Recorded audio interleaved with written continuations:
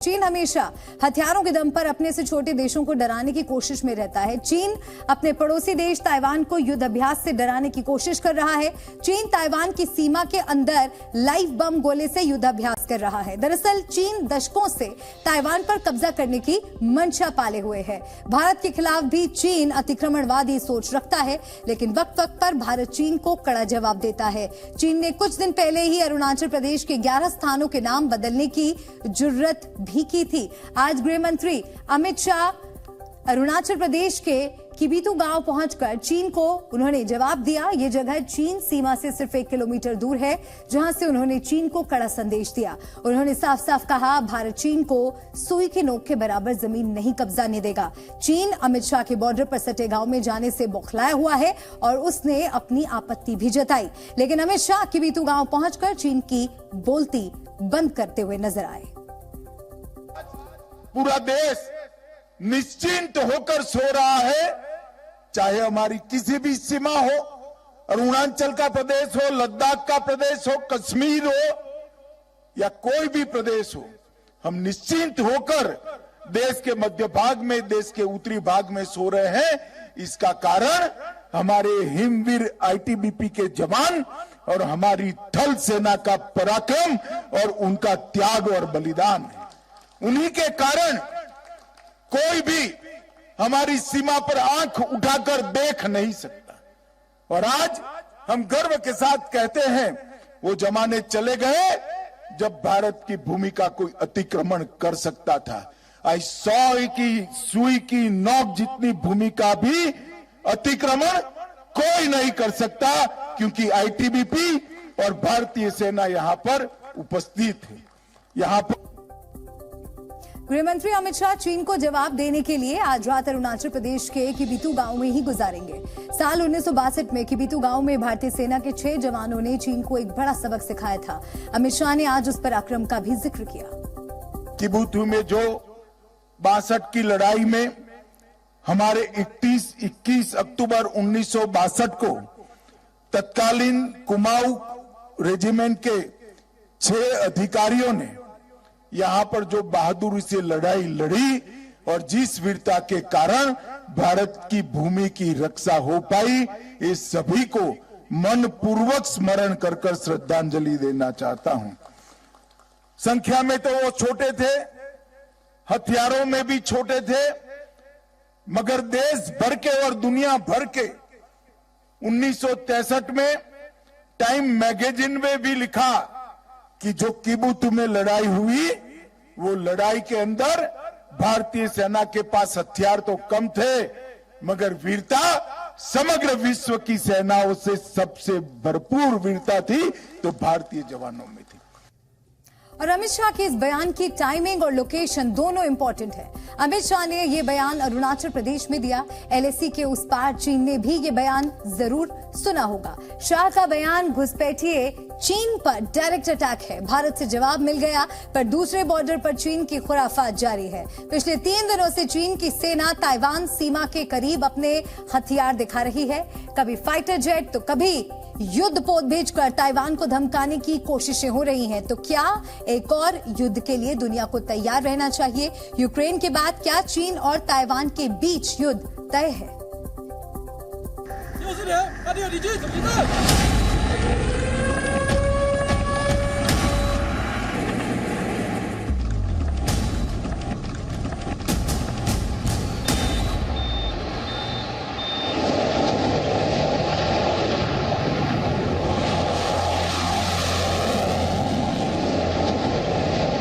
Jinping के 59 fighter jet, Taiwan पर dangerous attack.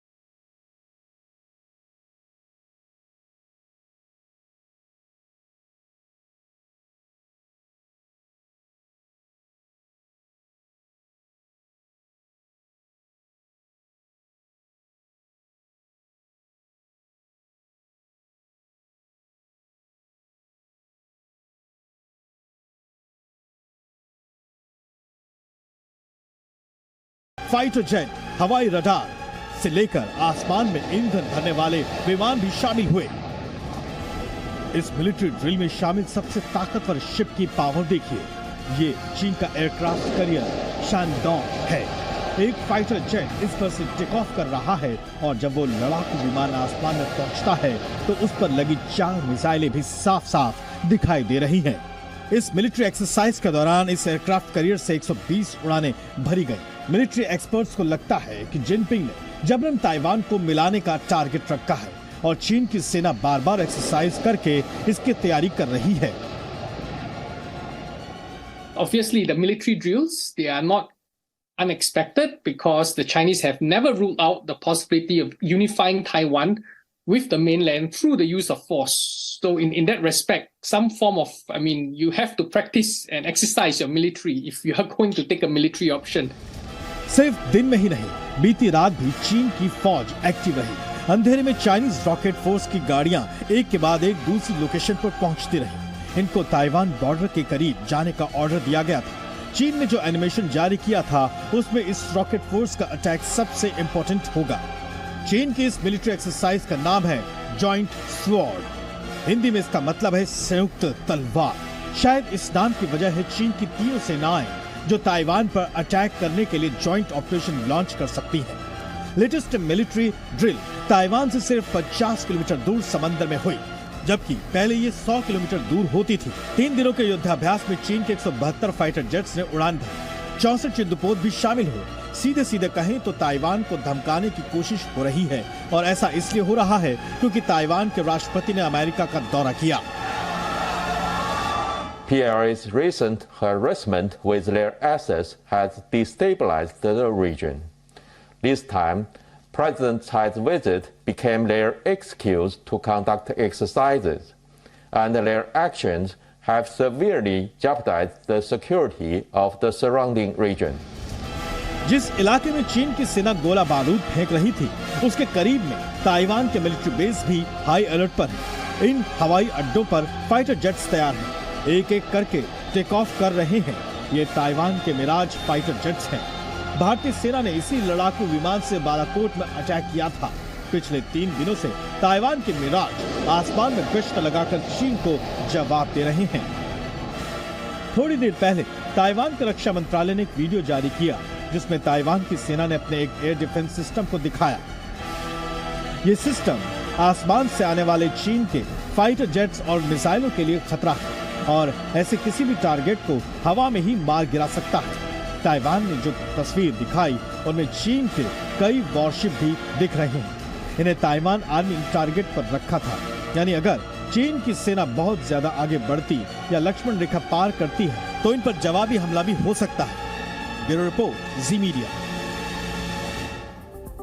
America के बाद चीन का डिफेंस बजट दुनिया में दूसरे नंबर पर है। जाहिर है चीन के पास हथियारों की कमी नहीं है।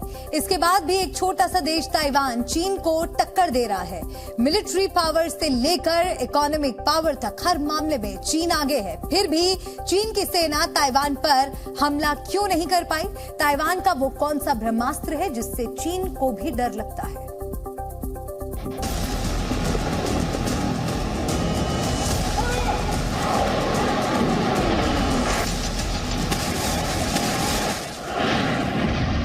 ताइवान की ऐसी मिसाइलों ने ही चीन को हमला करने से रोक दिया।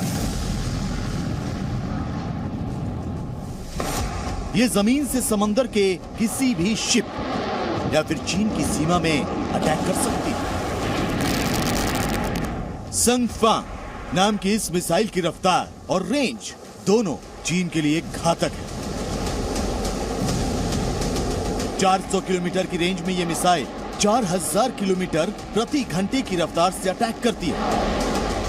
कुछ दिनों पहले ऐसी खबरें आई थी कि ताइवान के पास लॉन्ग रेंज की मिसाइलें हैं जो चीन के बड़े शहरों पर हमला कर सकती हैं। अगर लड़ाई हुई तो ये मिसाइलें पावर का बैलेंस बिगाड़ सकती हैं। दावा है कि ताइवान ने जमीन पर हमला करने वाली सुपरसोनिक क्रूज मिसाइलें और बैलिस्टिक मिसाइलें बना ली हैं जो 1000 किलोमीटर तक अटैक कर सकती हैं। चीन और ताइवान के बीच में सिर्फ 160 किलोमीटर की दूरी है, यानी कि चीन की सीमा में अंदर तक हमला संभव है। इस मिसाइल पावर की वजह से ताइवान के लोगों ने चीन को सीरियसली लेना बंद कर दिया। 差不多已经好几年了，反正他们现在中共也都差不多这样，差不多已经不会说紧张是会了，不会说很担忧啦，反正。其实有的时候话也不是我们可以决定的，你知道吗？因为这是两岸政治的关系，所有的政治的话，那都也是领导人他们去协商的啊，哎呀。ताइवान का हौसला आसमान पर है, जिसे तोड़ने के लिए चीन की सेना युद्ध अभ्यास में अपना लॉन्ग रेंज बम वर्षक H-6 एयरक्राफ्ट लेकर आई। ये विमान न्यूक्लियर अटैक भी कर सकता है।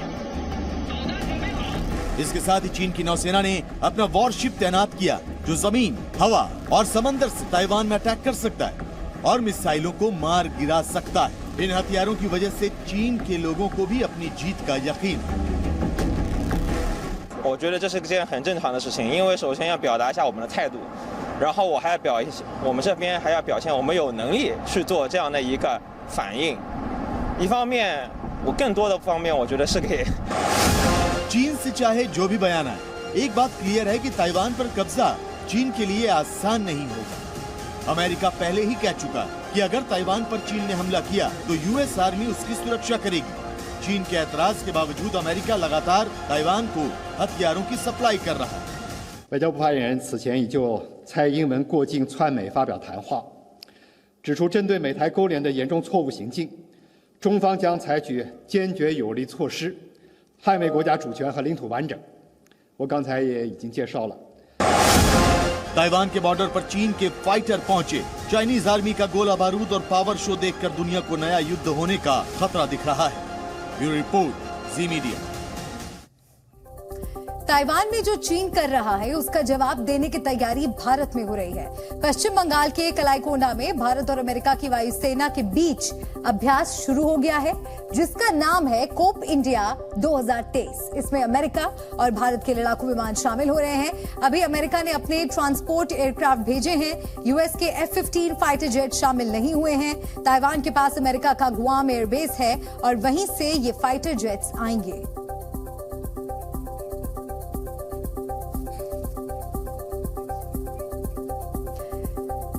चीन के टारगेट पर सिर्फ ताइवान ही नहीं बल्कि हिंद महासागर भी है। चीन का लक्ष्य अगले कुछ सालों में बहुत बड़ी नौसेना बनाने का है। समंदर में टेंशन बढ़ाने वाली इस खबर के बाद अब इंडियन नेवी के सामने कितना बड़ा चैलेंज है और वो चीन पाकिस्तान का मुकाबला कैसे करेगी, ये सब इस स्पेशल रिपोर्ट में आप देखिए।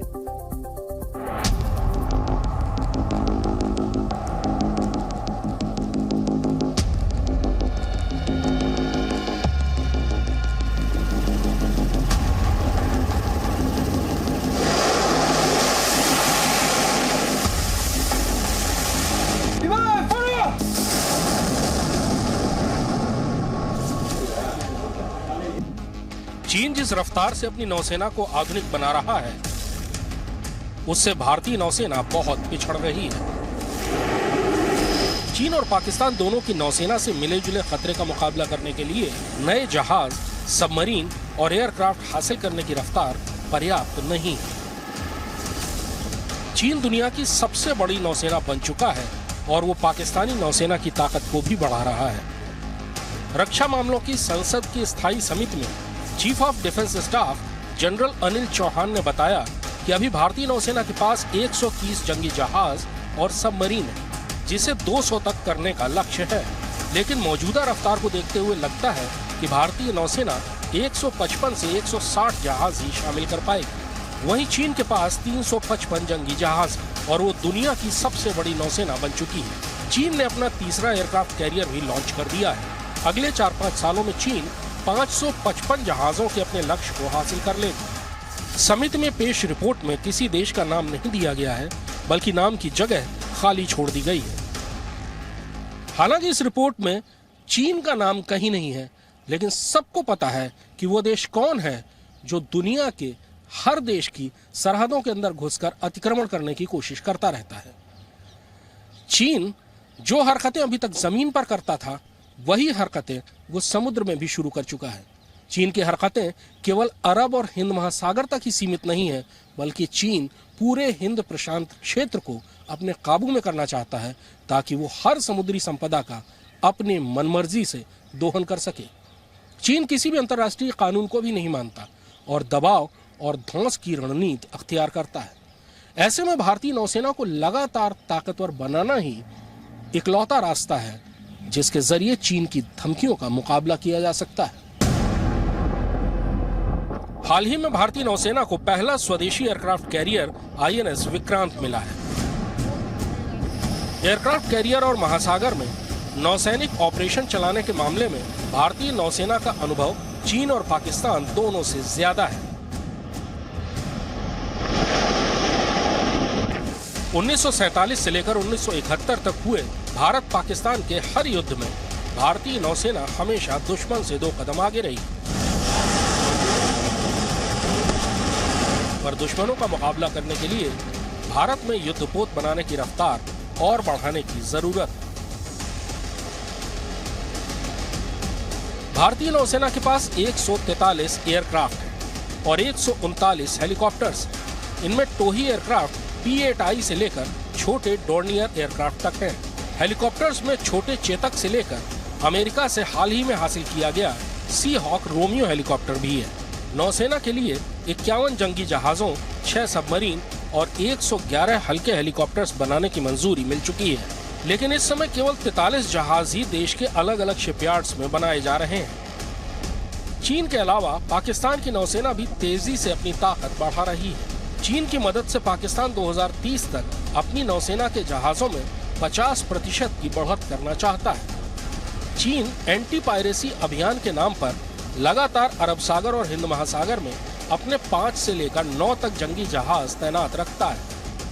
चीनी नौसेना की सबमरीन कई बार हिंद महासागर में देखी गई है। चीन ने अफ्रीका के जिबूती में अपना नौसैनिक अड्डा बना लिया है। पाकिस्तान के ग्वादर बंदरगाह के अलावा श्रीलंका के हम्बनटोटा बंदरगाह में भी चीनी नौसेना की मौजूदगी है। चीन कई बार समुद्र में सर्वे करने के नाम पर भी अपने जहाज भारत के करीब लाकर भारतीय नौसेना की गतिविधियों पर नजर रखता है। आज से केवल 3 दशक पहले चीन की नौसेना किसी गिनती में ही नहीं आती थी और वो केवल अपने तट के आसपास कार्रवाइयां कर सकती थी। और आज चीनी नौसेना दुनिया की सबसे बड़ी नौसेना है। हिंद प्रशांत क्षेत्र में चीन को रोकने के लिए भारत ने अपने मित्र देशों के साथ कई साझा मोर्चे बनाए हैं और साझा अभ्यास करता रहता है। लेकिन कोई भी लड़ाई केवल मित्रों के भरोसे नहीं जीती जाती, खुद को ताकतवर बनाना बहुत जरूरी होता है। कृष्ण मोहन मिश्रा, जी मीडिया, दिल्ली। समंदर के बाद अब LAC पर चलते हैं, जहां भारत की ultra modern hi tech Zojila tunnel बन रही है, जो देश की सेना के साथ साथ कश्मीर और लद्दाख के लिए भी बड़ा तोहफा साबित होने जा रहा है। जोजिला टनल के रास्ते भारतीय सेना के जवान पाकिस्तान और चालबाज चीन पर सीधे नजर रख सकेंगे। फिलहाल इस टनल का काम तेजी से हो रहा है। ये एक ऑल वेदर टनल है जो देश का सबसे लंबा टनल बनने जा रहा है। देखिए ये खास रिपोर्ट।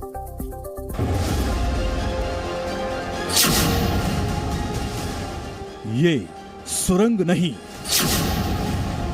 दुश्मन की सांस रोकने का रास्ता है। टनल से चीन और पाकिस्तान को सीधी टक्कर है। जोजिला में जोश हाई। इस वक्त हम समंदर से 9,500 किलोमीटर की ऊंचाई पर हैं और हम जहां पर खड़े हैं वो भारत देश की, हमारे देश की सबसे लंबी और ऊंची टनल है। जोजिला टनल इसे कहा जाता है। जोजिला सुरंग का काम तेजी से चल रहा है। आपको बता दें कि ये भारत की सबसे लंबी और सबसे ऊंची मोटर योग्य जोजिला सुरंग है। ये सुरंग देश की सेना के लिए तोहफा भी है। हम क्यों ऐसा कह रहे हैं आपको बताते हैं। दरअसल चीन ने लद्दाख क्षेत्र में भारत चीन सीमा तक प्रमुख सड़कों और मार्गों का निर्माण किया है और इस सुरंग से LAC पर तैनात भारतीय सैनिक पूरे साल सड़क के माध्यम से जुड़े रहेंगे। किसी भी घटना के दौरान किसी भी आपत्ति पर हथियारों और गोला बारूद को भेजना सुनिश्चित हो सकेगा। हमारा जो बॉर्डर होगा वो चाइना से भी जबरदस्त होगा। हमारी जो फौज होगी वहाँ पे और इंडियन एयर फोर्स होगी, उनकी मजबूती चाइना की आर्मी और एयरफोर्स से भी कहीं ज्यादा होगी। दरअसल ये एक सिंगल ट्यूब 2 लेन वाली सड़क सुरंग है। कश्मीर के गांदरबल और लद्दाख के कारगिल जिले के द्रास शहर के बीच हिमालय में जोजिला पास के नीचे बन रही है ये सुरंग। जोजिला पास दुनिया की सबसे खतरनाक रास्तों में से गिना जाता है। ये भी ख्याल रखा गया है, इसके इमरजेंसी एग्जिट्स रखे गए हैं ताकि अगर कोई इमरजेंसी आती है तो उनको इस्तेमाल किया जाए। इसकी वेंटिलेशन जो है उस पर खासा ध्यान दिया गया है कि इसके भीतर जो है गैस जमा ना हो। और दूसरा, ये सिंगल ट्यूब टनल है, इसमें इसकी विड्थ अगर हम बात करें तो इतना चौड़ा इसको बनाया गया है कि इसमें 2 बड़े लोडेड ट्रक्स जो है एक साथ गुजर सकते हैं। एक कारगिल भी जा सकता है और कारगिल से वापस भी आ सकता है। आपको बता दें कि लद्दाख आमतौर पर सर्दियों के दौरान देश के बाकी हिस्सों से कट जाता है। जोजिला पास भारी बर्फ से ढका हुआ रहता है और फिसलने से भी लद्दाख क्षेत्र शेष भारत से कट जाता है। लेकिन इस सुरंग के तैयार होने से सेना को भारी फायदा होगा और देश को भी। दिक्कत वाली बात यह है वो है कि जो सर्दियों के 6 महीने या 4 महीने रहते हैं उसमें जो बर्फबारी यहाँ पे होती है करीबन 15 से 20 फीट की होती है, जिसके कारण जोजिला पास बंद हो जाता है। लद्दाख यानी LAC पर जो भारतीय सेना है या जो कारगिल में सीमाएं जुड़ती है पाकिस्तान के साथ, वहाँ पर जो भारतीय सेना है उनको जो सप्लाई लाइन है वो कट जाती है। हैदराबाद स्थित mega engineering and infrastructure limited यानी MEIL द्वारा निर्माण की जा रही जोजिला सुरंग 9.5 मीटर चौड़ी, 7.57 मीटर ऊंची और 13.14 किलोमीटर लंबी है।